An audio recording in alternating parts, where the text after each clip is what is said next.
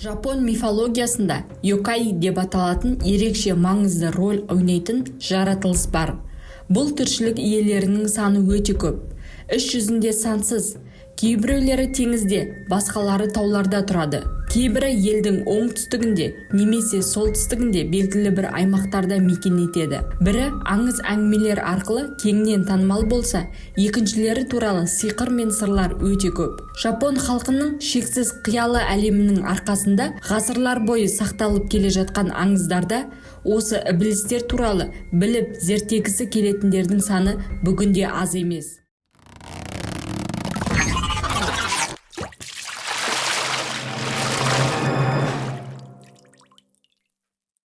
Жапонияның мифологиясында танымалдылығы бойынша Они жын перісі алдыңғы қатарда. Олар біз білетін орыс халық ертегілеріндегі жын перілерден өзгешерек. Мысалы, орыс мифологиясында қап-қара құйрығы бар арықтау келген жын пері болса, жапон онилері денелі, қызыл, кей кезде көк түсті, бұқа мүйізді және белінде жолбарыс терісінен жасалған белбеуі бар жын перілер. Они келбетіндегі бұқа мен жолбарыстың бейнесі де кездейсоқтық емес. Мәселен, Жапонияда солтүстік, оңтүстік, батыс, шығыс, кеңістік координаталар жүйесі пайда болғанға дейін Қытай күнтізбесінің 12 зодиак жануарларына сәйкес 12 бақытты жүйе болған. Кимон, жын перілер қақпасы деп аталатын солтүстік шығыс бағыты жапон халқы үшін аса қолайсыз бағыт болған. Дәл осы бағыттан барлық теріс ібілістер келеді деген сенім болған екен. Сол себепті де Жапонияның солтүстік шығыс бөлігінде қалаларда зұлым күштерден қорғайтын ірі храмдар орналасқан. Жапон халық ауыз әдебиетінде жын перілер туралы ертегілер мен аңыздар көп. Дегенмен де олар тек теріс кейіпкер емес, керісінше көңілді, мейірімді перілер ретінде бейнеленген. Мысалы, Исумбоси ертегісінде басты кейіпкер бала Ониді өзінің тапқырлығымен жеңе білген.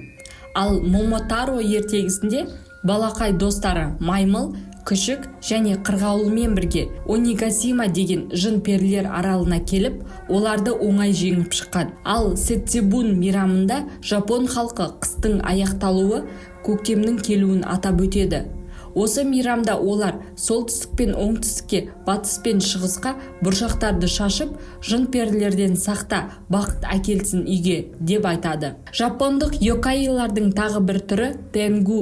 Бұл тауларда мекендейтін өте сирек кездесетін ібілістердің бірі. Тенгу бейнесі де Қытай мифологиясынан келген деседі. Қытай иероглифтермен жазылған тенгу сөзінің мағынасы көктегі ит. Алайда жапондық мифологияда бұл кейіпкер біраз өзгерістерге ұшырап, құстарға ұқсас етіп бейнеленген. Оларды кар асу тенгу немесе тенгу қарға деп атаған. Бастапқыда олар буддалық ілімге қарсы деп білген. Кейіннен олар монахтар сияқты киінген. Қолында өткір қанжар ұстаған. Буддизмнің нағыз қорғаушылары ретінде тараған. Тенгу бейнесі Ямабуси тау монахтарының бейнесімен тікелей байланысты болған.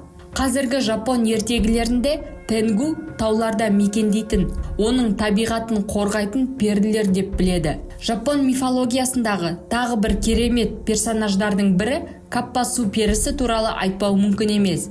Каппа деген сөзді бұрын естіген боларсыздар. Жапондық ресторандарда көпшілік жақсы көретін қияр қосылған роллдар дәл осындай каппа деп аталады. Олай аталуы да жайдан жай емес, себебі каппалар жасыл түсті болып келеді және қиярды қатты жақсы көреді.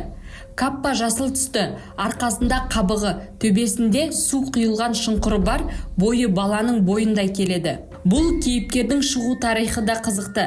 Ерте заманда судың жағасында жайылымда жүрген сиырлар мен жылқылар суға батып жоқ болып кете берген екен. Сол себепті оларды су перілері өзіне тартып алады деген сеніммен осындай образды ойлап шығарады. Каппаның басты функциясы да су түбіне тарту екен. Сондықтан да олардан сақ болу керек сияқты. Заманауи каппа бейнесі дәрілік шөптер туралы көп білетін, адамдармен көп қатынаспайтын су перісі. Оны алдап өзіңізге бағындырудың бір қулығы бар. Ол төбесіндегі шұңқырдағы су. Бұл суда оның барлық энергиясы сақталған, және оны энергиясынан айыру үшін каппаға иеліп сәлем беру керек. Сол кезде ол да сізге сәлем бергенде басындағы суы төгіліп әлсіреп қалады екен. Аңыздарға сүйенсек, каппа су перілері Жапонияның солтүстігінде Тано қаласында шағын өзенде мекендейді. Жыл сайын осы жерге Жапонияның түкпір-түкпірінен каппаны аулау үшін туристер жиналады. Каппаны аулаған адамға қомақты сомада ақшалай сыйлық беріледі. Жапондық сан қиялды мифологияда сиқырлы жын перілер өте көп. Олардың бірі Року-Року би. Року-Року бидің сыртқы келбеті қарапайым адамға ұқсас. Бірақ түн жамылғанда олардың бойындары жылан сияқты жіңішке ұзын бола бастайды.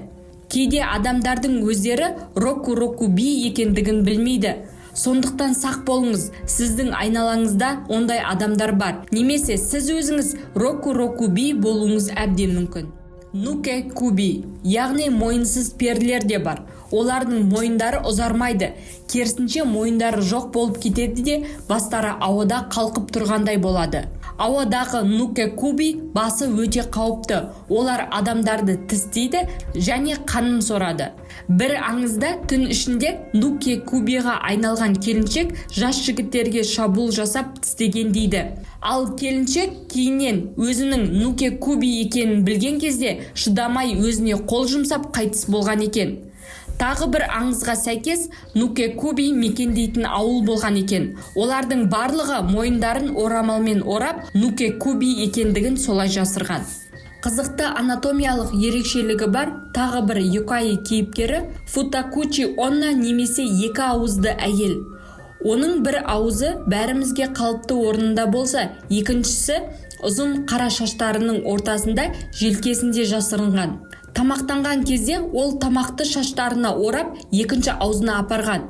Солай олар қарапайым адамдардан 2 есе тез әрі көп тамақтанған. Екінші аузы тамаққа тойымсыз және шыдамсыз болғандығы сонша қатты айқайлап шыңғырып бастайды екен.